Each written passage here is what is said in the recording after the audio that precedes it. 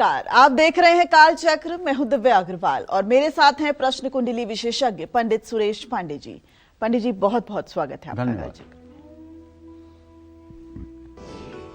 नौकरी भी मिलेगी, कारोबार भी बढ़ेगा, पैसा भी बरसेगा, प्यार भी मिलेगा, अब नहीं रहेगी कोई कमी। पंडित जी बताएंगे 10 महा उपाय। दुख, तकलीफें, परेशानियां हर किसी के जीवन में आती हैं, लेकिन जरूरी है कि सही समय पर उनका सही समाधान ढूंढ लिया जाए। इसलिए हम लगातार कालचक्र में आपकी परेशानियों को दूर करने के खास उपाय बताते हैं। लेकिन आज कालचक्र में पंडित जी आपको अब तक के सबसे आसान, अचूक और असरदार उपाय बताने वाले हैं। तो आप भी अपनी सभी परेशानियों को उंगलियों पर गिन लीजिए और ध्यान से देखिए आज का कालचक्र, क्योंकि आज कालचक्र के सबसे आसान उपाय आपकी किस्मत खोल सकते हैं। इसके अलावा अगर आपका भी कोई सवाल है तो आप हमें फोन कर सकते हैं। हमारा नंबर है 012066524415। अपनी चर्चा को शुरू करें उससे पहले जानते हैं आज का शुभ मुहूर्त।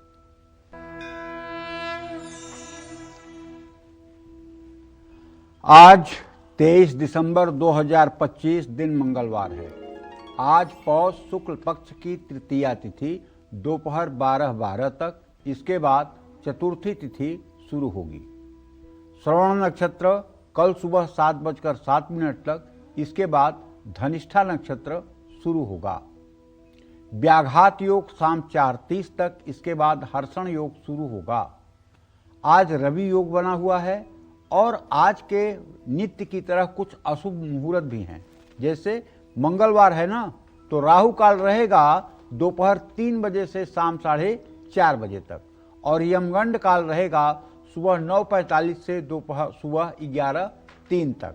गुलिक काल रहेगा दोपहर 12:20 से दोपहर 1:38 तक। इन अशुभ समयों में नए कार्य का शुभारंभ और उत्तर दिशा की यात्रा बिल्कुल नहीं करनी चाहिए। जय मां विंध्यवासिनी।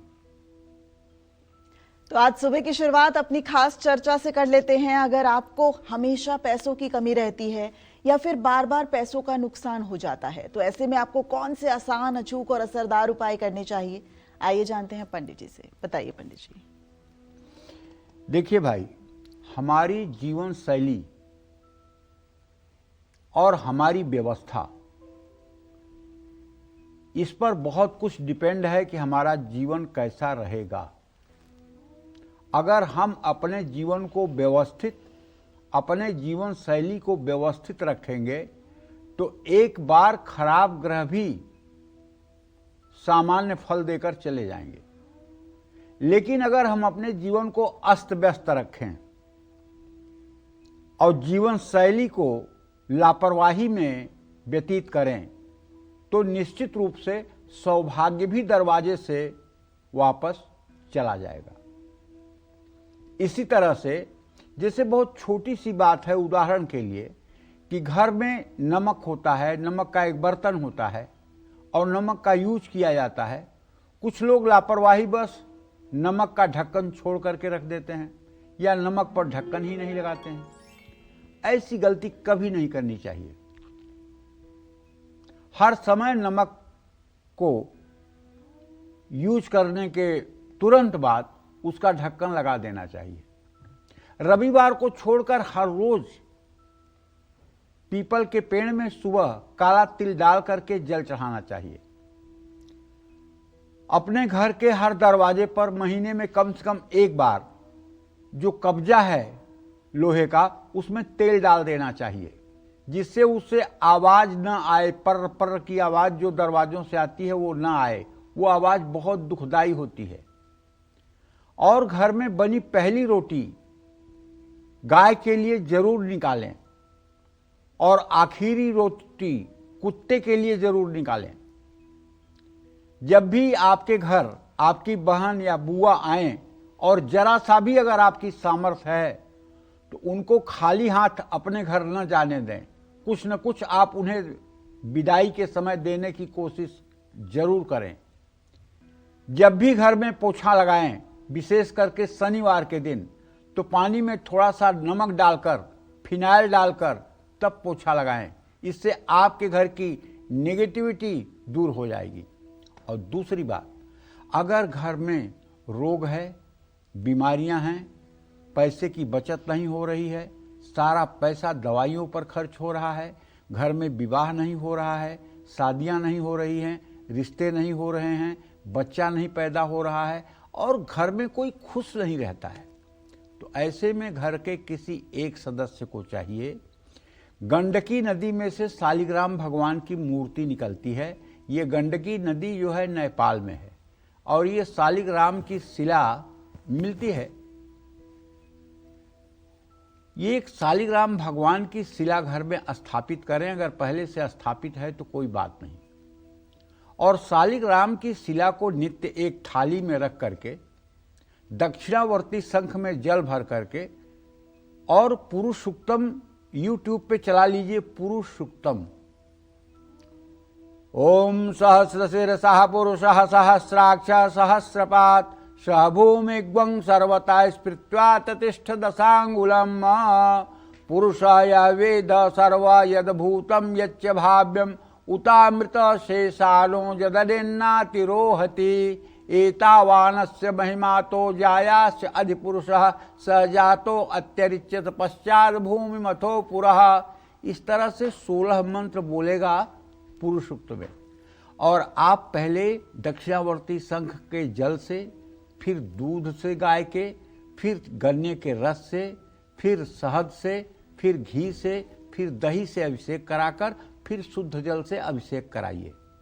और अभिषेक करने के पश्चात साफ और अच्छे कपड़े से शालिग्राम की शिला को पोंछ करके उन्हें एक चांदी या सोने के सिंहासन पर लाल या पीला कपड़ा बिछा करके उन्हें स्थापित करिए।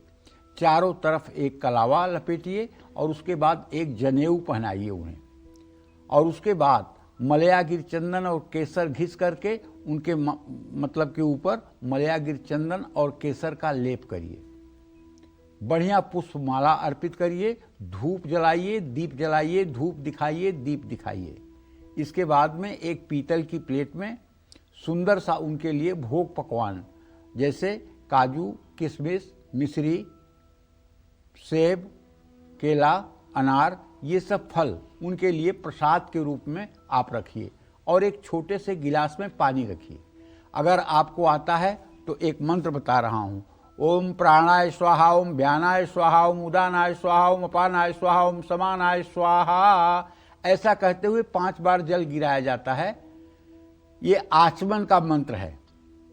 और ये पांचों नाम जो मैंने लिया है, ये 5 प्रकार की शरीर में वायु है, इन्हीं वायुओं को मतलब कि समर्पित होता है ये आचमन का जल। ऐसा करने के बाद खूब बढ़िया एक पीतल का दीपदानी जिसमें 5 बत्तियां जलाने की व्यवस्था हो, उसे घी में डुबो करके 5 बत्तियों को जला करके विधिवत आप आरती करें भाव विभोर हो करके। और आरती करने के बाद थोड़े से पुष्प भगवान को समर्पित करके मंत्र पुष्पांजलि के रूप में ओम यज्ञेन यज्ञमय जंत देवास्थानि धर्माणि प्रथमान्यासन्नः तेहनाकम महिमानो सचंत्र यत्र पूर्वे साध्या संति देवा, पुष्प अर्पित कर दीजिए और साष्टांग प्रणाम करिए। और वो जो शालिग्राम के शिला का अभिषेक करने के बाद जो पंचामृत बन गया है थाली में, पीतल की थाली में, उसका थोड़ा थोड़ा पान पूरे परिवार के सदस्यों को करवाइए। लिख लीजिए, मेरी गारंटी है ऐसे परिवार में कभी किसी की दुर्घटना नहीं होती है, ऐसे परिवार में कभी किसी की अकाल मृत्यु नहीं होती है, ऐसे परिवार में भूत प्रेत जादू टोने टोटके का असर नहीं होता है और ऐसे परिवार में कभी आर्थिक तंगी नहीं होती है। जिस परिवार में भगवान शालिग्राम की इस तरह से सुबह शाम पूजा होना शुरू हो जाए, उस परिवार में 100 दिनों के बाद सारी उन्नति के रास्ते अपने आप खुल जाते हैं। भगवान श्री हरि विष्णु ही शालिग्राम रूप में हैं और ये मनुष्य को ऐसी सद्बुद्धि देते हैं जिससे वो अपने जीवन को सफल और साकार कर सके। आप जानते हैं, एक पंडित जी शालिग्राम की शिला शंख और सत्यनारायण भगवान की पोथी लेकर के कथा बाँचने गए। कथा बाँचे, वहाँ से दक्षिणा भी मिला, कुछ खाए पिए भी और आए रास्ते में। और रास्ते में आए तो रास्ता सुनसान था। उन्हें एक ग्वाला मिल गया लाठी लेकर के। बोला, हे पंडित। बोले, हाँ। कहें, अब मैं आपको आज मार दूंगा। कहें, क्यों मारोगे भैया? कहें, मेरा मन, आज मैं आपको मार दूंगा। कहें, भैया लेकिन मेरी गलती क्या है? कहें, गलती कुछ नहीं है, मेरी इच्छा है कि मैं आपको मारूंगा। तो पंडित जी ने सोचा कि हे भगवान, अब इससे कैसे बचे? तो साक्षात काल बन के आ गया है। तो पंडित जी ने कहा, अच्छा ठीक है भैया, मुझे मार दीजिएगा, मैं भगवान का कथा करके आ रहा हूँ, थोड़ा सा आप पंजीरी खा लीजिए। बोला, हाँ खिला दो। पंजीरी खा लिया। बोला, अब तैयार हो जाओ, अब मारूंगा। तो बोले, अच्छा भैया अभी रुक जाओ, चरणामृत भी मेरे पास है, ये भी पी लो। सोचे हो सकता है इसका दिमाग बदल जाए। चरणामृत भी पी लिया। फिर कहा, अच्छा अब तैयार हो जाओ, अब मारूंगा, अब ज़्यादा देर मत लगाओ, अब मारूंगा, अब तुम मरोगे। अब पंडित जी के समझ में नहीं आया कि पंजीरी भी खिला दिया, चरणामृत भी खिला दिया, फिर भी इसका दिमाग नहीं बदल रहा है। भगवान कहते हैं पर चरणामृत और पंजीरी खाने से दिमाग बदल जाता है। हे प्रभु, अब क्या करूं? तो पंडित जी ने मन ही मन भगवान विष्णु का ध्यान किया और कहा कि हे नारायण, हे श्री हरि विष्णु, मैंने तो सुना था कि आपका चरणामृत पीने वाले की कभी अकाल मृत्यु नहीं होती, और मैं बचपन से ही बहुत विद्वान तो नहीं हूँ, लेकिन आपका चरणामृत का पान कर रहा हूँ, और ये मेरे सामने जो मुझे मारने वाला है, इसको भी मैंने पंजीरी और चरणामृत पिला दिया है, लेकिन ये मुझे मारने के लिए उद्यत है। प्रभु, आप मेरी रक्षा कीजिए। तो भगवान ने तुरंत वहाँ एक आकाशवाणी हुई कि हे ब्राह्मण देवता, आपकी और इस यादव की 7 जन्मों की दुश्मनी है।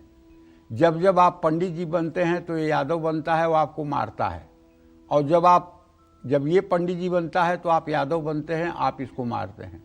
ये आप लोगों का 7 साल का बदला, 7 जन्मों का बदला चला आ रहा है। तो उसने कहा, हे पंडित जी, ये कहाँ से आवाज़ आई? कहें, भैया ये तो आकाशवाणी हुई। कहें, क्या कहा? कहें, यही कहा। कहें, तो छोड़ो पंडित जी, अब 7 जन्मों की बात यहीं से ख़त्म कर दूंगा, न मैं आपको मारूंगा, ना आगे आप मुझे मारिएगा। और पंडित जी की जान बच गई। शालिग्राम भगवान की कृपा से वो अपने घर को सुरक्षित चले गए। तो कहने का मतलब है कि भगवान शालिग्राम की पूजा उपासना करने वाले के जीवन में चमत्कार जरूर होता है, इसमें कोई दो राय नहीं है। जय मां विंध्यवासिनी। तो आमदनी नहीं हो रही, खर्चे बहुत ज्यादा हो रहे हैं, तो बस आपको कुछ नहीं करना, सिर्फ आज का कालचक्र का हमारा ये स्पेशल शो देखना है और आपकी वो जो तमाम तकलीफें हैं वो दूर हो जाएंगी। घर में मौजूद वस्तुओं को सही तरीके से कैसे इस्तेमाल करें, वो आज पंडित जी अपनी चर्चा में शामिल करेंगे। चर्चा को आगे बढ़ाएंगे, बात कर लेते हैं राशि फलों की। सबसे पहले मेष राशि के राशि फल की, कैसी रहेगी उनकी आर्थिक स्थिति, कामकाज, रिश्ते और सेहत, साथ ही क्या है आज का उपाय, शुभ अंक और शुभ रंग, आइए जानते हैं। देखिए, अगर आपकी मेष राशि है तो मान्यवर आपके आय भाव का स्वामी शनि है, जो इस समय व्यय भाव में बैठा हुआ है। इसका सीधा मतलब होता है व्यर्थ का खर्च मुसीबत में डाल सकता है।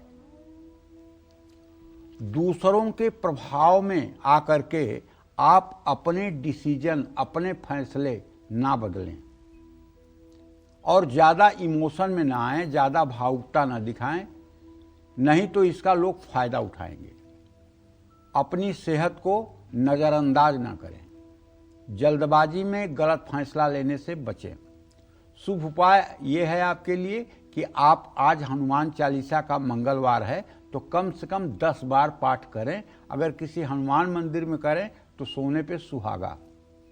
शुभ अंक आपके लिए 7 है, शुभ रंग आपके लिए ग्रे है। जय मां विंध्यवासिनी।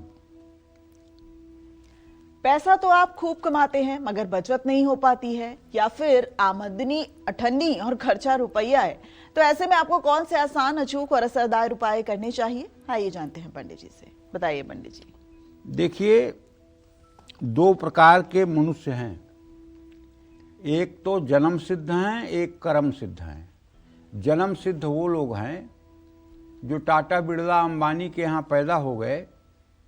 उनसे आप नहीं पूछ सकते हैं कि आप कौन सी क्लास में पढ़ रहे हैं, या आप कहाँ नौकरी करते हैं, या आप क्या करते हैं। वो तो पैदा होते ही सोने का कटोरा लेकर के लाखों करोड़ों नौकरों के स्वामी होकर के पैदा ही हुए हैं। तो उन्हें कुछ करने की जरूरत नहीं है, उन्हें तो सारी सुख सुविधा जितने दिन का प्रारब्ध है सब मिलेगा ही। लेकिन एक होते हैं कर्म सिद्ध। ये कर्म सिद्ध जो होते हैं ये सामान्य परिवारों में जन्म लेते हैं, पढ़ते लिखते हैं और उसके बाद जीवन में संघर्ष करते हैं, संघर्ष करके अपनी एक पहचान बनाते हैं और अपनी एक पहचान बना करके इतिहास में अपना नाम दर्ज करते हैं। ये हैं जन्म सिद्ध। जन्म सिद्ध लोगों को बहुत कर्म करना पड़ता है, बहुत ऊंचे नीचे परिस्थितियों का सामना करना पड़ता है, बहुत मतलब कि उठा पटक की जिंदगी जीनी पड़ती है। अब कर्म की बात बहुत लोग करते हैं कि कर्म करिए कर्म करिए। अरे हम कहते हैं कि कोई मेट्रो के नीचे की भिखारिन के पेट से पैदा हो रहा है, उसने कौन सा कर्म बुरा कर दिया, अभी तो वो पेट में ही था। और कोई बहुत बड़े उद्योगपति का बेटा बन के पैदा हो गया, उसने कौन सा कर्म कर दिया। कर्म तो सब पूर्व जन्म के ही हैं। जो पूर्व जन्म का आपका प्रारब्ध है उसी के अनुसार ये जन्म हो रहा है। शास्त्र तो ऐसा ही कहते हैं। तो भैया अगर आप जन्म सिद्ध हैं तब तो कोई बात नहीं, आप आनंद करिए। लेकिन अगर आप कर्म सिद्ध बनना चाहते हैं, आप अपने से अपनी पहचान स्थापित करना चाहते हैं, तो मेरी एक बात मान लीजिए। सुबह आजकल बड़ा बुरा एक रोग चला है हिंदुस्तान में, बेड टी, मतलब बिस्तर पर ही चाय पीने की आदत। ये बहुत गंदा एक प्रचलन हुआ है। और बेड टी में क्या होता है कि काफी % लोग बिना मुंह धोए, बिना कुल्ला किए चाय पी लेते हैं। और मैं अपने कम से कम दर्शकों से तो निवेदन कर सकता हूं कि आप बिना मुंह धोए, बिना कुल्ला किए भूल करके भी चाय न पिएं। ऐसा करने से दुर्भाग्य आपका पीछा नहीं छोड़ेगा और अस्वस्थता ऊपर से आपके शरीर में बनेगी। और जूठे हाथों से कभी भी पैसे, गाय या अग्नि का स्पर्श नहीं करना चाहिए। देवी देवताओं पर चढ़े हुए फूल अगर सूख गए हैं तो उन्हें फौरन हटाना चाहिए। शाम के समय सोना, पढ़ना, भोजन करना, ये तीनों काम भूल करके भी नहीं करना चाहिए। रात में सोने से पहले अपने पैरों को धो करके और कायदे से उसे कपड़े से पोंछ करके तभी बिस्तर पर सोने जाना चाहिए। इससे स्वप्न नहीं आएंगे और बुरे स्वप्न यदि आते हैं तो उससे भी आपको निजात मिलेगी और आपको एक अच्छी नींद आएगी। यदि किसी गंगा जी के किनारे स्मशान में कोई भगवान शिव की प्रतिमा या शिवलिंग स्थापित है तो वहां पर अभिषेक करने से, जल, दूध, शहद चढ़ाने से हर प्रकार के दुर्भाग्य से मनुष्य को राहत मिलती है। और हाँ, एक बात और कहना चाहूंगा, जैसे आप पैसा गिन रहे हैं और नोट फंस रही है, कुछ लोग करते क्या है, थूक लगा करके भी उंगलियों पर पैसा गिन लेते हैं। ऐसा करना नहीं चाहिए, लेकिन ऐसा करते हैं लोग। तो अगर आप घर पर नहीं हैं और पानी की व्यवस्था नहीं है और गिनना भी जरूरी है तो ऐसा तो करना पड़ेगा। लेकिन कोशिश करिए कि अगर पैसा गिनने के स्थान पर आपका कोई काम है तो आपको एक मतलब छोटी सी डिब्बी में एक स्पंज रखना चाहिए और उसमें थोड़ा सा पानी डाल देना चाहिए और जब आपको पता चले कि नोट फंस रही है तो जरा उस पानी में अपनी उंगली लगा करके और तब नोट गिनना चाहिए। क्योंकि देखिए, लक्ष्मी का सम्मान जितना ही आप करेंगे, लक्ष्मी उतना ही आपके ऊपर कृपालु और उतना ही आपके ऊपर मेहरबान होंगी। इस बात को अच्छी तरह से जान लीजिए। जय मां विंध्यवासिनी। तो मेष राशि के बाद अब बात वृषभ राशि के राशिफल की करते हैं। कैसी रहेगी आर्थिक स्थिति, कामकाज, रिश्ते और सेहत, साथ ही क्या है आज का उपाय, शुभ अंक और शुभ रंग, जानते हैं। देखिए, वृषभ राशि के जातकों को बताना चाहूँगा कि आपके द्वितीय भाव में बृहस्पति और आपके सप्तम भाव में बुध, और बृहस्पति बुध का षडाष्टक योग इस बात का संकेत कर रहा है कि अगर कर्ज के लेन देन में आपने सावधानी नहीं बरती तो निश्चित है कि आप विपत्ति में फंस जाएंगे। अगर आप नौकरी कर रहे हैं तो आपके करियर में कुछ मुश्किलें भी आ सकती हैं और आपको अपनों से ज्यादा उम्मीद नहीं रखना चाहिए। स्वास्थ्य ठीक रहेगा, योग और प्राणायाम करें। जल्दबाजी में कोई बड़ा फैसला ना लें। छोटी कन्याओं को मीठा खिलाएं। शुभ अंक आपके लिए 9 है। शुभ रंग आपके लिए केसरिया है। जय मां विंध्यवासिनी। आप सरकारी नौकरी करते हो या प्राइवेट, दोनों ही हालात में अगर नौकरी में कोई परेशानी आ रही है तो आपके लिए कौन से उपाय अचूक, असरदार और कारगर साबित हो सकते हैं? आइए जानते हैं पंडित जी से। बताइए पंडित जी। देखिए, नौकरी मिलने के बाद भी विरोधियों के कारण अगर आपकी नौकरी चली गई है, केवल विरोधियों के कारण नौकरी नहीं जाती है, हम विरोधियों को मौका देते हैं। अभी एक सज्जन बहुत ऊंचे पद पर कार्यरत थे दिल्ली में, उनके यहाँ सीबीआई का छापा पड़ गया और बहुत ढेर सारा सोना चांदी और प्रॉपर्टी के डॉक्यूमेंट्स बरामद हुए। पूरा परिवार भागा भागा घूम रहा है। तो विरोधियों को मौका तब मिला जब आपके पास गलती थी। विरोधी चाहे जितना विरोध करें, अगर आप गलत नहीं होंगे तो आपका कोई क्या कर लेगा। लेकिन लोग इसमें अपनी गलती नहीं मानते कि अनीत पूर्वक मैंने धन जुटाया, अनीत पूर्वक मैंने कार्य किया, अनीत पूर्वक मैंने मतलब कि सुविधा की सामग्री इकट्ठा की, इसके लिए अपने को दोषी नहीं करेंगे। अरे अमुक आदमी ने मेरी जड़ खोद दी, अमुक आदमी ने मेरा नाश कर दिया। अमुक आदमी को नाश करने का आपने मौका तो दिया। आप अपनी गलती कभी नहीं देखेंगे, अपनी उंगली अपनी तरफ कभी नहीं करेंगे। ऐसे ही लोग जब आते हैं तो कहते हैं किसी ने कुछ करवा दिया है पंडित जी, किसी ने कुछ कर दिया है। अपने भाग्य का दोष नहीं देंगे कि पता नहीं हमने कितने पाप किए हैं, पता नहीं हमारा कितना प्रारब्ध खराब है कि मैं दुख भोग रहा हूं। दूसरे ने किसी ने करवा दिया है और करवाने से सब हो रहा है। अरे हम क्या कहें, मनुष्य का दिमाग तो ऐसा है, कहना नहीं चाहिए। एक लड़की आई थी जर्मन से 2-3 दिन पहले, वो कह रही थी मेरे ऊपर काला जादू हुआ है, ब्लैक मैजिक हुआ है। कौन किया है? वहीं मेरे ऑफिस में रहने वाली जर्मनी की एक लेडी ने किया। ये देखिए फोटो, उसकी मोबाइल में फोटो भी दिखा दिया। सब क्या है? ये सिर्फ एक नंबर का बेवकूफ बनाने वाली बातें हैं और बेवकूफ बनने वाली बातें। ना कोई काला जादू, ना कोई पीला जादू, ना कोई हरा जादू। आपका दिमाग अगर शक के दायरे में आ गया तो काला पीला जादू हो गया, भूत प्रेत हो गया। और यदि आपका चिंतन भगवान का चल रहा है, अपने कर्म को आप ईमानदारी से कर रहे हैं, तो कोई काला पीला जादू नहीं। अगर मैं ये कह देता कि हाँ काला जादू नहीं होता है तो उसको मेरे ऊपर से विश्वास हट जाता। मैंने कहा हाँ तुम्हारे ऊपर कुछ तो असर है, तो ऐसा करो, ये शिव जी का मंत्र है, लो, और इस मंत्र को 1 घंटे सुबह 1 घंटे शाम करो। क्योंकि मैं जानता हूं एंजाइटी को दूर करने के लिए शिव जी के मंत्र से बढ़कर के कुछ है नहीं। अगर वो 1-1 घंटे सुबह शाम ये मान करके मेरे ऊपर काला जादू हुआ है और उस मंत्र को करेगी तो 40 दिन के बाद चमत्कार अपने आप दिखेगा। लेकिन उसको ये विश्वास रहेगा काला जादू हुआ था, हाँ पंडित जी ने मंत्र बताया उससे ठीक हो गया। लेकिन अब कितने लोगों को समझाएं कि ये सब चीजें नहीं होती हैं।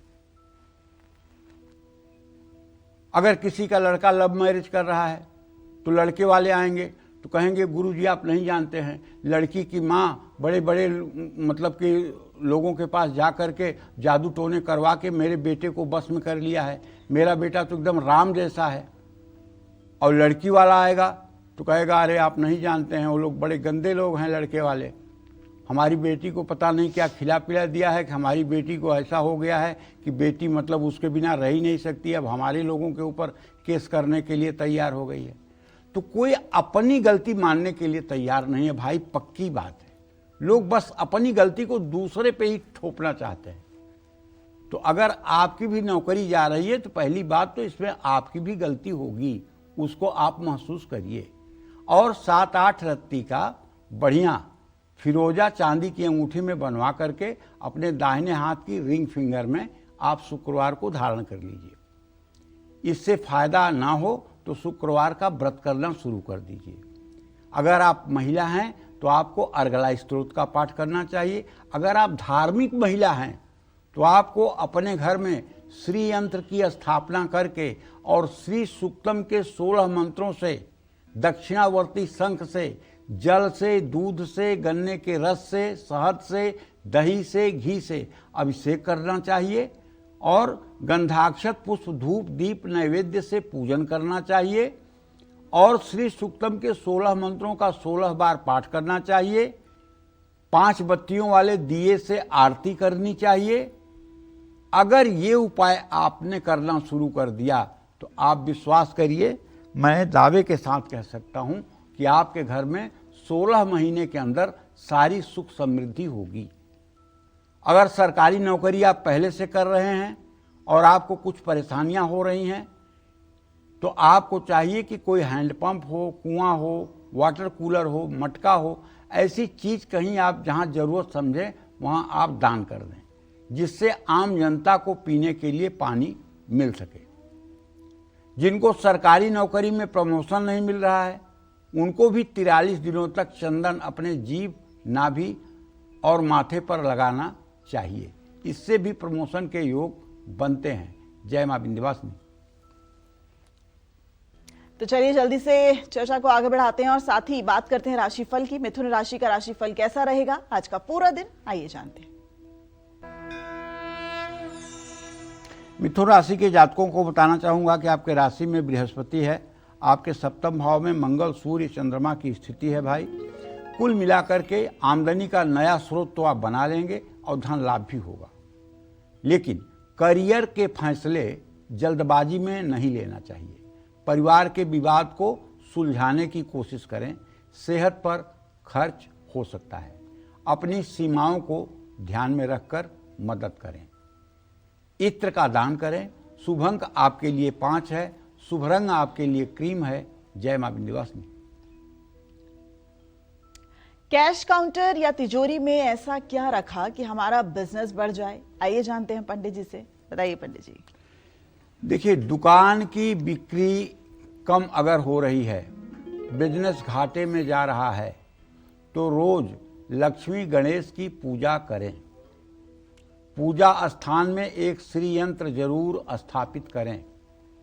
अपने कैश काउंटर में मोती शंख लाल कपड़े में लपेट करके जरूर रखना चाहिए। पूजा स्थान में दक्षिणावर्ती शंख और 11 गोमती चक्र भी रखना चाहिए। लाल रंग के कपड़े में थोड़ा सा लाल चंदन पाउडर बांधकर उसे भी अपने तिजोरी में रखने से महालक्ष्मी की कृपा होती है। लेकिन यदि आपने सिर्फ श्री यंत्र ही स्थापित कर लिया और दक्षिणावर्ती शंख से रोज उनका अभिषेक करना शुरू कर दिया और श्री सूक्तम के सुबह शाम पाठ करने शुरू कर दिए तो आपकी दुकान न चले, ऐसा हो ही नहीं सकता। दुकान क्यों नहीं चलती है ये जान लीजिए। दुकान इसलिए नहीं चलती है कि अगर आपके चेहरे का आभा मंडल नकारात्मक है तो कोई आदमी आपकी तरफ आगे नहीं बढ़ना चाहेगा। पता उसे नहीं लगेगा कि आपके अंदर नकारात्मकता है, लेकिन महसूस हो जाएगा, उसका खिंचाव आपकी तरफ नहीं होगा। और यदि आप पूजा पाठ करते हैं, यदि आप पॉजिटिव सोचते हैं, अगर आपकी सोच सकारात्मक है तो आपकी तरफ लोगों का खिंचाव बरबस होता चला जाएगा। बरबस लोग आपके यहां समय देने की कोशिश करेंगे, कुछ खरीदने की कोशिश करेंगे, लेकिन उसके लिए आपका हंसते रहना, आपका मुस्कुराते रहना, आपका कभी मतलब कि गुस्से में नहीं आना, चिड़चिड़ापन नहीं दिखाना, ये सब होना चाहिए। क्योंकि हर ग्राहक भगवान का रूप है और भगवान के सामने गुस्सा नहीं दिखाया जाता, कर्कश बात नहीं की जाती, क्योंकि आपके यहाँ आने वाला हर ग्राहक वो भगवान का ही रूप है। ये आप जिस दिन मन में मान लेंगे उस दिन आनंद आएगा। जैसे कोई ग्राहक आया, आपकी कपड़े की दुकान है और 20 कपड़े उसने पलटवा दिए और लिया एक भी नहीं और चला गया। अब आपको गुस्सा आएगी, ये कितना बेवकूफ़ आदमी है, आधे घंटे मेहनत करवाया, 1 रुपए का सामान नहीं खरीदा। नहीं, आपको यहाँ पॉजिटिव सोचना है कि यार मेरे प्रभु आए थे, बहुत से कपड़े देखे प्रभु ने और समय भी दिया, उन्हें नहीं पसंद आया, अब और अच्छा रखूँगा, प्रभु तो आए।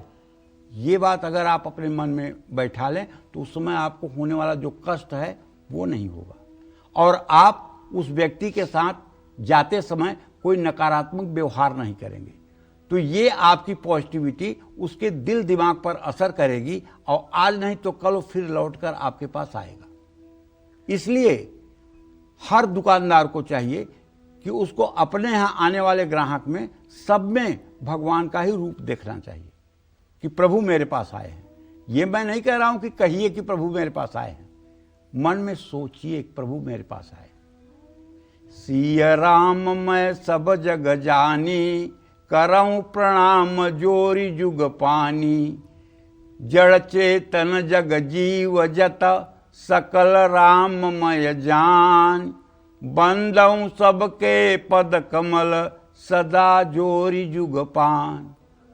इस संसार में, अखंड संसार में प्रभु के अलावा और कहीं किसी का कोई अस्तित्व ही नहीं है। मत्तम परतरम नान्यत यत् किंचित धनंजय, वही सभी रूपों में विद्यमान हैं।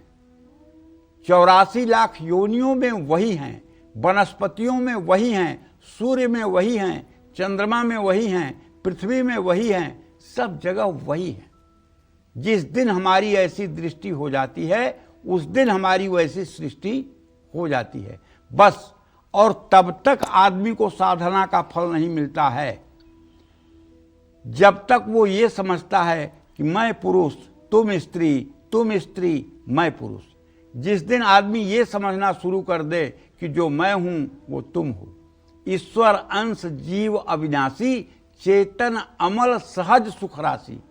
इस शरीर का एक पोशाक हो सकता है स्त्री पुरुष का, गाय बैल भैंस कौवे का, लेकिन वो विद्युत रूप में, जो बिजली रूप में आत्मा है, जो परमात्मा तत्व का है, वो एक ही है, सब में बदला नहीं है। जय मां विंध्यवासिनी। तो सबसे सरल, अचूक और असरदार उपाय जानने के लिए देखते रहिएगा कालचक्र। अब बात करते हैं कर्क राशि के राशिफल की। कैसा रहेगा कर्क राशि के जातकों का आज का पूरा दिन, आइए जानते हैं। देखिए, कर्क राशि के जातकों को बताना चाहूँगा कि आपका चंद्रमा यद्यप सप्तम भाव में है लेकिन धन भाव में केतु है। छोटी छोटी बातों के लिए कर्ज मत लीजिए, क्योंकि आज मंगलवार का दिन है। अगर आज आप छोटा भी कर्ज ले लेंगे तो मैं दावे के साथ कहता हूँ आप उतार नहीं पाएंगे और बेवजह आपको उसके सामने दांत दिखाना पड़ेगा कि आज नहीं है, कल नहीं है। ये तो जिंदगी मरने वाली हो जाती है। दूसरी बात, जहाँ तक कामकाज की बात है तो कारोबार में जल्दबाजी में फैसला मत लीजिए और अपने जीवन साथी से लड़ने झगड़ने से बचिए। सिरदर्द की समस्या हो सकती है। नकारात्मक विचारों को खुद पर हावी न होने दें। चांदी की वस्तु धारण करें। शुभ अंक आपके लिए 5 है। शुभ रंग आपके लिए आसमानी है। जय मां विंध्यवासिनी। आज कालचक्र में पंडित सुरेश पांडे जी आपको अलग अलग परेशानियों से मुक्ति के पाने यानी मुक्ति दिलाने के लिए सबसे सरल, अचूक और असरदार उपाय बता रहे हैं। चलिए अपनी चर्चा को आगे बढ़ाते हुए अब बात करते हैं आपके गिरते हुए आत्मविश्वास की। गिरता आत्मविश्वास आपकी तरक्की में बहुत बड़ा रोड़ा बन सकता है। इसलिए अगर आप भी कमजोर आत्मविश्वास की वजह से हमेशा सफलता पाने में असफल हो जाते हैं तो आपको कौन से खास उपाय करने चाहिए, आइए जानते हैं पंडित जी से, बताइए। देखो दिव्या, जैसे हम लोग ज्योतिषी है ना, तो हमसे जब कोई लोग मिलते हैं, अपनी कुंडली दिखाते हैं, तो हम क्या देखते हैं? हम सबसे पहले देखते हैं कि इस व्यक्ति की आयु कैसी है, इसका स्वास्थ्य कैसा है, फिर देखते हैं कि इसका भाग्य कैसा है, फिर देखते हैं इसकी शिक्षा कैसी है, फिर देखते हैं कि इसके आजीविका का साधन कैसा है। तो ज्योतिष में दशम और तृतीय भाव जो है, दशम भाव को रोजी रोटी का स्थान कहा जाता है और तृतीय भाव को पराक्रम का स्थान कहा जाता है। जब आप पराक्रम करेंगे तभी रोजी रोटी मिलेगी ना जी। अगर दशम और तृतीय भाव का स्वामी अच्छा है तो फिर आदमी अपने जीवन में एकदम मजबूत रहेगा। लेकिन अगर ये दशम और तृतीय भाव का स्वामी अस्त हो गया, पीड़ित हो गया, नीच राशि में चला गया, पापक ग्रहों से दृष्ट हो गया, तो फिर आजीविका के लिए ऐसे आदमी को जिंदगी भर पेंडुलम की तरह ठोकर खाना पड़ता है। ऐसा आदमी आजीविका के लिए जिंदगी भर परेशान रहता है। यानी आपके कर्म आपके ग्रहों पर असर डालते हैं। हाँ, तो कहने का मतलब आत्मविश्वास के लिए हमें सूर्य को देखना पड़ता है कि आदमी का सूर्य कैसा है, क्योंकि शुक्रो शुक्रस्य तथा नेत्रम चंद्रमा मनसस्तथा आत्मा वै दिन कृतयत्र। महर्षि पाराशर कहते हैं आत्मा का कारक ग्रह जो है वो सूर्य है। अगर कि किसी की कुंडली में सूर्य नीच राशि या नीच नवांशक में हो जाए या परम नीचांशक में हो जाए, मैं तो बार बार कहता हूं परम नीचांशक का मतलब कि सूर्य तुला राशि के 10 डिग्री पर हो जाए। ये योग 27 और 28 अक्टूबर को बनता है हर साल। तो कुबेर का भी बेटा हो तो उसको भी भीख मांगना पड़ता है। आप समझ रहे हो, सारे राजयोगों को नष्ट करता है। तो ऐसे में चाहिए कि जब पता लग जाए आपको कि आपका सूर्य कमजोर है, आपका आत्मविश्वास इसीलिए कमजोर है, आप पढ़ना लिखना सब जानते हो, लेकिन जिस दिन आपका टाइम टेबल आता है उसके बाद से आप बीमार होना शुरू करते हो, और जिस दिन एग्जाम होता है तब तक आप सीरियस हो जाते हो और आप कुछ लिख ही नहीं पाते हो, और टैलेंट आपके अंदर पूरा है, लेकिन क्या है ये एग्जामोफोबिया। क्यों है? क्योंकि आपका सूर्य खराब है। तो इसके लिए एक मंत्र है, ओम आकृष्णेन रजसा वर्तमानो निवेशयन्नः मृतं मृतं च हिरण्येन सविता रथेन देवो जाति भुवनानि पश्यन्न। ये सूर्य का वैदिक मंत्र गूगल से आप नोट कर लें, लिखें सूर्य का वैदिक मंत्र, आ जाएगा। और इस मंत्र का अगर 10 माला जप 31 दिन भी कोई विद्यार्थी कर ले, या कोई व्यक्ति जिसका आत्मविश्वास कमजोर है वो 31 दिन तक अगर इसका 10 माला जब सुबह सुबह सूर्य को जल देकर कर ले, तो आप अपने अंदर के आत्मविश्वास में परिवर्तन देखेंगे। अगर आप नहीं कर सकते तो 12 ब्राह्मणों को अपने घर बुला करके श्रद्धा पूर्वक उनसे इन मंत्रों का 31,000 जप करवा लीजिए। हवन तर्पण मार्जन करवा के ब्राह्मणों को भोजन करा के दक्षिणा दे दीजिए। ये उपाय आपको हर 6 महीने पे 4 बार कर लेना चाहिए, तो सूर्य की स्थिति आपके कुंडली में अच्छी हो जाएगी।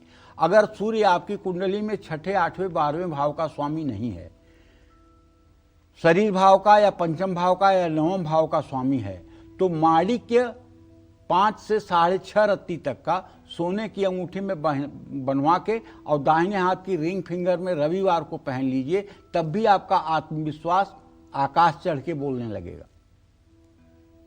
तो अब दूसरी बात बता रहा हूं, खाली दीवार की तरफ मुंह करके कभी ना बैठे। सुबह जल्दी उठ करके सूर्य की रोशनी में बैठ करके 5 मिनट ध्यान करें। ध्यान करने के पहले सूर्य को जल दीजिए, उसके बाद 24 बार गायत्री मंत्र बोलिए, उसके बाद ध्यान करिए। ध्यान इतना आसान नहीं है, समझ रहे हैं। कबीरदास जी कहते हैं कि बुद्धि कहती है कि मेरा वो दोस्त जो है, पता नहीं मेरे घर में 9 दरवाजे हैं, किस दरवाजे से निकल गया, मैं तो पछताती ही रह गई, वो पता नहीं कहाँ चला गया। तो इस शरीर में 9 दरवाजे हैं, है ना 9 दरवाजे? 2 आंख, 2 कान, 2 नाक, 1 मुंह, 1 मल मूत्र के विसर्जन का स्थान, ये 9 दरवाजे हैं। और मन 9 में से किसी में से निकल लेता है। आंखों से निकल लेगा, कानों से निकल लेगा, मुंह से निकल लेगा, कहीं से निकल लेता है मन। मन को कहीं आप मतलब पकड़ नहीं पाएंगे, बुद्धि समझ नहीं पाती कि निकल के गया कैसे। मन इतना मतवाला बंदर है। तो भाई अगर आपका भी मन सधा हुआ नहीं है, मनमानी कर रहा है, तो आपको भी सूर्य को अर्घ देना चाहिए, गायत्री मंत्र का जप करना चाहिए और मन को एकाग्र करके तब ध्यान की अवस्था में बैठना चाहिए। ध्यान करने के पहले नाम जप का अभ्यास करना चाहिए। नाम जप क्या है भैया? सीताराम, राधा कृष्ण, राधे श्याम, गोविंद गोविंद, नारायण नारायण, श्री हरि श्री हरि, ये है। तो आप अगर बढ़िया से अपने जीवन शैली को रख करके और आगे बढ़ना चाहें तो दुनिया में कोई ऐसी बात नहीं है कि आपको सफलता न मिले। सफलता तो मिलेगी ही, इसमें कोई दो राय नहीं है, जय मां विंध्यवासिनी। और अब बात सिंह राशि के राशि फल की। कैसा रहेगा सिंह राशि के जातकों का आज का पूरा दिन, आइए जानते हैं। देखिए, आप लोग सोचते होंगे कि रोज सिंह राशि में खराब ही खराब बताते हैं, उसमें मेरी कोई गलती नहीं है। एक तो आपके ऊपर शनि की ढैया चल रही है, दूसरे आपके राशि में केतु बैठा हुआ है, तीसरे आपका राशि स्वामी सूर्य इस समय मतलब कि मंगल के साथ अंगारक योग पंचम भाव में बना रहा है। तो ऐसे में अगर आप बजट के बाहर जाकर के कोई खर्च करेंगे तो थोड़ी तकलीफ तो आएगी। और अति आत्मविश्वास में गलत फैसला भी आपको नहीं लेना चाहिए। पार्टनर चुनने में जल्दबाजी भी नहीं करना चाहिए। अगर घर में आपके बड़े बुजुर्ग हैं तो उनके स्वास्थ्य का ध्यान भी रखना चाहिए। यात्रा के दौरान अपनी चीज़ों का ध्यान रखना चाहिए। हो सके तो शाम को सुंदरकांड का पाठ करना चाहिए, क्योंकि आप शनि की ढैया में हैं। अगर 100 दिन तक आपने लगातार पाठ कर लिया तो शनि की ढैया आपके ऊपर निष्प्रभावी हो जाएगी। ये मैं कह रहा हूँ, दावे के साथ कह रहा हूँ। इसी तरह से शुभ अंक आपके लिए 2 है, शुभ रंग आपके लिए गोल्डन है। जय मां विंध्यवासिनी। अगर शादी में देरी हो रही है तो कौन से उपाय आपको करने चाहिए, अब जानते हैं पंडित जी से। बताइए पंडित जी। आज जो है विवाह को खिलवाड़ बना लिया गया है। आज विवाह को खिलवाड़ बना लिया गया है, जबकि सनातन धर्म में विवाह का बहुत बड़ा महत्व है। जगत जननी जगदम्बा मां पार्वती ने भगवान शिव को पाने के लिए 12,000 वर्ष तक बेल के सूखे पत्ते खाकर तपस्या की थी। जगत जननी जगदम्बा आदिशक्ति मां सीता पार्वती मैया के चरणों में जाकर के और प्रभु श्री राम वर हों इसके लिए आशीर्वाद मांगती थी। गिरिमाल मूर्ति मुस्कानी भई सहाय शारद मैं जानी। माता पार्वती की उपासना जगत जननी जगदम्बा मां सीता जनकपुर में करती हैं, पार्वती जी के मंदिर में जाकर के।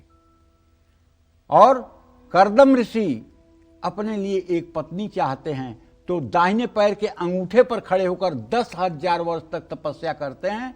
और श्री हरि विष्णु आते हैं तो उनसे वरदान मांगने के लिए कहते हैं, तो वरदान क्या मांगते हैं? मेरे योग्य एक जीवन संगिनी दे दीजिए। धन दौलत परमेष्ठी पद, ब्रह्मा का पद, इंद्र का पद नहीं चाहते हैं, एक पत्नी चाहते हैं। और आज इस विषय को लोग फॉर ग्रांटेड ले रहे हैं। विवाह कोई मतलब ही नहीं है, हो गया, चल गया, नहीं चला, कोई मतलब ही नहीं। जबकि हर लड़की को चाहिए कि वो देहि सौभाग्यम आरोग्यम देहि में परमम सुखम रूपम देहि जयम देहि यशो देहि दिशो जहि। इसका मंत्र जप उसको 14 साल की उम्र से तब तक करना चाहिए जब तक उसका पाणी ग्रहण संस्कार न हो जाए। और हर लड़के को 15 साल के ऊपर के लड़के को, शादी करने के लिए नहीं कह रहा हूं तो 15 साल के बाद शादी कर लियो, नहीं, लेकिन मंत्र ओम क्लीम पत्नीम मनोरमाम देहि मनोवृत्तानुसारिणीम तारिणीम दुर्ग संसार सागरस्य कुलोद्भवाम। जानते हो, अगर अच्छा आपकी जोड़ी अच्छी बन गई तो जीवन की ढेर सारी समस्याएं अपने आप खत्म हो जाती हैं और आपके जीवन में तमाम वैभव भरा हो, आपके जीवन में तमाम उपलब्धियां हो, बड़ी बड़ी डिग्री हो, लेकिन अगर आपका पारिवारिक जीवन दुखों से और कलेशों से भरा हुआ है तो आप जैसा दुखी इंसान इस संसार में कोई नहीं है। बड़ी बड़ी डिग्रियां लेकर भारत में टॉप करके एग्जाम में और 6 महीने में डाइवर्स करने वाले लोग, क्या आप समझते हैं खुशहाल लोग माने जाएंगे? तो रिश्तों को बचाना चाहिए और रिश्तों को चलाना चाहिए। हमारे यहाँ विवाह सामाजिक बंधन नहीं है, हमारे यहाँ विवाह एक प्रकार का संस्कार है। 16 संस्कारों में एक संस्कार है और इस विवाह रूपी संस्कार से दिव्य सूर्य और चंद्रमा की तरह तेजस्वी संतान की प्राप्ति होती है, जो इस राष्ट्र का, इस समाज का, इस देश का कल्याण करने वाला बनता है। ये सर्वथा पवित्रता का विषय है, ये वासना का विषय हो ही नहीं सकता। इसलिए हम सबसे कहना चाहेंगे कि लड़की हो या लड़का, विवाह एक बहुत बड़ी चीज है, ये कोई छोटी चीज नहीं है, ये दिमाग में बैठा करके रखना चाहिए। हमेशा अपने से बड़े लोगों और बुजुर्गों का सम्मान करना चाहिए। जब भी आप स्नान करें उसमें थोड़ी सी हल्दी मिला लें। अगर कहीं खरगोश मिल जाए तो बुधवार को उनको हरी घास खिला दें। केले के पेड़ की पूजा करें, गुरुवार का व्रत करें। और हाँ, विवाह के पहले लड़की और लड़के दोनों को, अगर आप सात्विक हैं तो आप मेरी बात का बुरा मानें तो आप मानिएगा ही मत मेरी बात को, क्योंकि मैं जबरदस्ती थोप नहीं रहा हूं। तो कम से कम 12 बार रामचरितमानस का मास पारायण कर लेना चाहिए। एक महीने में एक बार पूरी रामायण पढ़ने में रोज 30 मिनट पढ़ना पड़ता है, इससे ज़्यादा नहीं।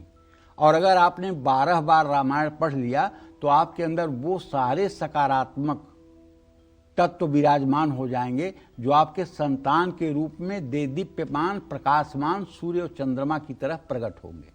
इसलिए हर कन्या और हर लड़के के लिए ये आवश्यक है कि विवाह के पहले श्रीमद् रामचरितमानस गोस्वामी जी ने जो लिखा है उसका 12 पारायण कर लेना चाहिए। इससे आपके जब सारे सेल्स पॉजिटिव होंगे, सारी कोशिकाएं आपकी सकारात्मक होंगी, सारा चिंतन आपका पॉजिटिव होगा, तो आपसे जिस संतान का जन्म होगा वो भी सकारात्मक ही होगा। जय मां विंध्यवासिनी। और पति पत्नी के रिश्ते और कैसे मजबूत हो सकते हैं और मधुर हो सकते हैं, उस पर भी चर्चा करेंगे। लेकिन जल्दी से बात अब कन्या राशि के राशिफल की करते हैं।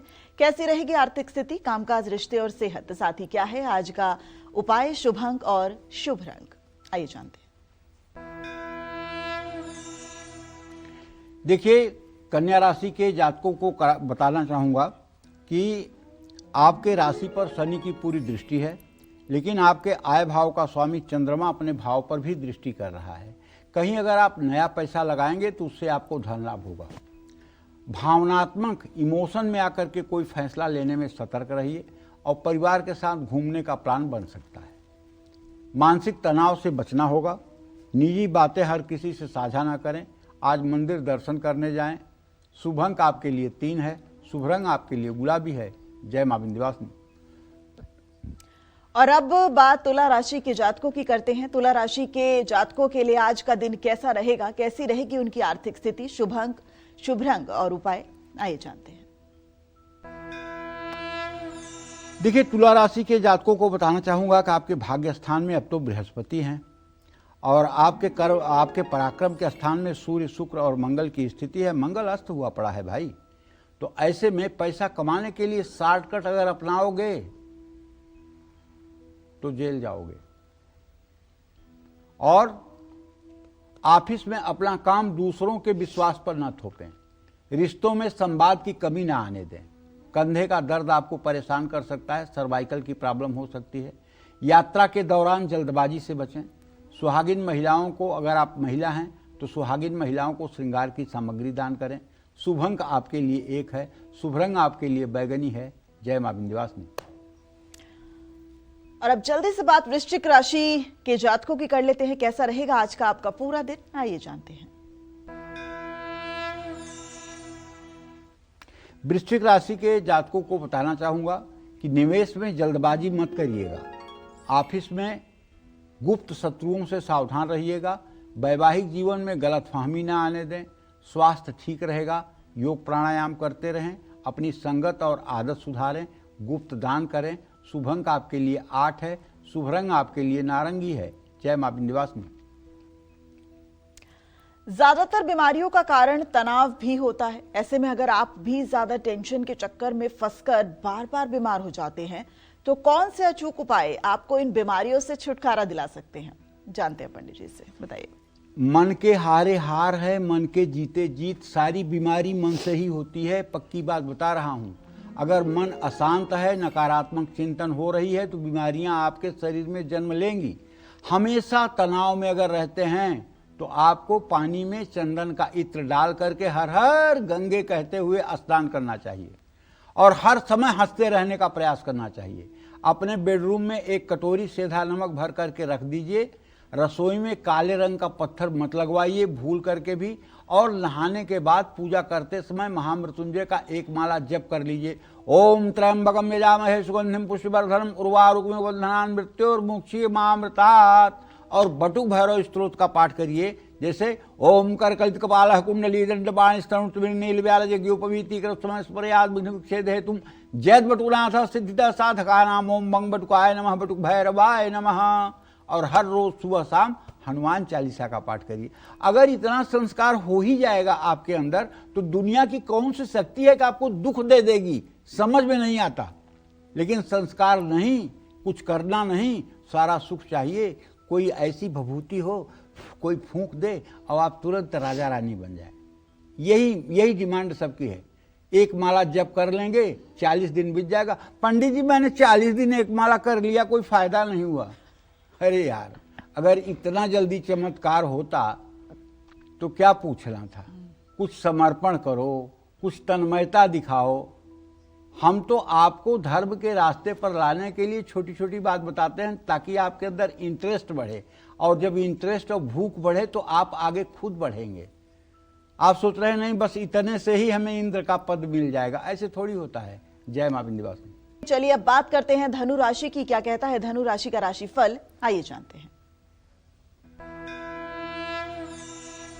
देखिए, धनु राशि के जातकों को बताना चाहूंगा कि वैसे तो आपके ऊपर शनि की ढैया चल ही रही है, लेकिन अगर आप कहीं बिना सोचे समझे पैसा लगाओगे तो आपको धोखा मिलेगा।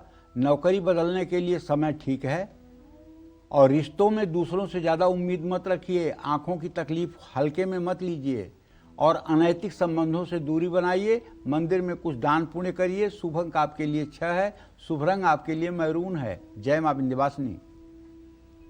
और अब बात मकर राशि के राशिफल की, आइए जानते हैं।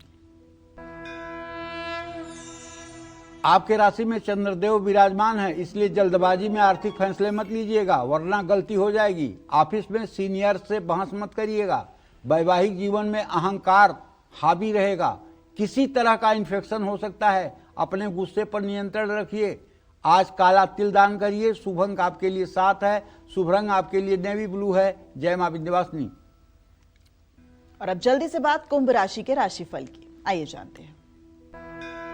देखिए, कुंभ राशि के जातकों को बताना चाहूंगा कि राहु की स्थिति आपके राशि में है, इसलिए चंद्रमा आपके व्यय भाव में है। कोई बड़ा निवेश मत करिएगा।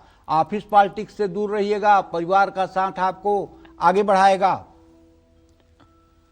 स्वास्थ्य को लेकर लापरवाही ना करें। किसी से कोई बड़ा वादा ना करें। किसी भूखे व्यक्ति को भोजन कराएं। शुभ अंक आपके लिए 4 है, शुभ रंग आपके लिए पीला है। जय मां विंध्यवासिनी। और अब बात मीन राशि के राशिफल की। मीन राशि के जातकों के लिए कैसा रहेगा आज का दिन, जानते हैं।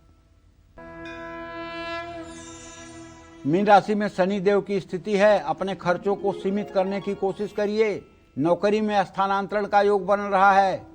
आपका स्थान परिवर्तन हो सकता है। घर के मामलों में बाहरी दखल से बचें। सेहत आज खुद को ज्यादा ना थकाएं। भ्रम या असमंजस में फैसले मत लें। दुर्गा सप्तशती का पाठ करें। शुभ अंक आपके लिए 2 है, शुभ रंग आपके लिए फिरोजी है। जय मां विंध्यवासिनी। बड़े लोन, बढ़ता कर्ज, ईएमआई का बोझ, अगर इन सबके जाल में आप फंस चुके हैं तो कौन से सरल, अचूक और असरदार उपाय आपको कर्ज से मुक्ति दिलाएंगे, आइए जानते हैं पंडित जी से। बताइए पंडित जी। देखिए, सही बात तो यह है कि कर्ज जो है, चाहे छोटा हो या बड़ा, ये बुरी चीज ही है, कभी अच्छी चीज नहीं है। मेरे पिताजी कहा करते थे कि गए पूत जब मांगे पाए, गए पूत जब मांगे पाए। जिसको आसानी से कर्जा मिल जाए उससे बड़ा दुर्भाग्यशाली व्यक्ति इस धरती पर कोई पैदा नहीं हुआ। और जिसको कर्ज न मिले, कर्ज की जगह जिसको झिड़कियां मिले, अपमान हो जिसका, उसका सौभाग्य आज नहीं तो कल उदय होगा। क्योंकि अब वो अपने पुरुषार्थ पर जीने का प्रयास करेगा। और अगर कर्ज से गाड़ी चल रही है तो क्यों पुरुषार्थ करेगा, क्यों पुरुषार्थ करेगा। कर्ज जैसी बड़ी समस्या से जल्दी छुटकारा पाने के लिए लाल मसूर का दान मंगलवार को करना चाहिए। ऋण मोचन मंगल स्त्रोत का 7-7 बार सुबह शाम पाठ करना चाहिए। बैंक से मकान या गाड़ी खरीदने के लिए अगर लोन लिया है लेकिन अब भी उसकी ईएमआई चुकाने में दिक्कत आ रही है। तो हर बुधवार को 300 ग्राम मूंग उबालकर उसमें घी शक्कर मिलाकर गाय को खिलाना चाहिए।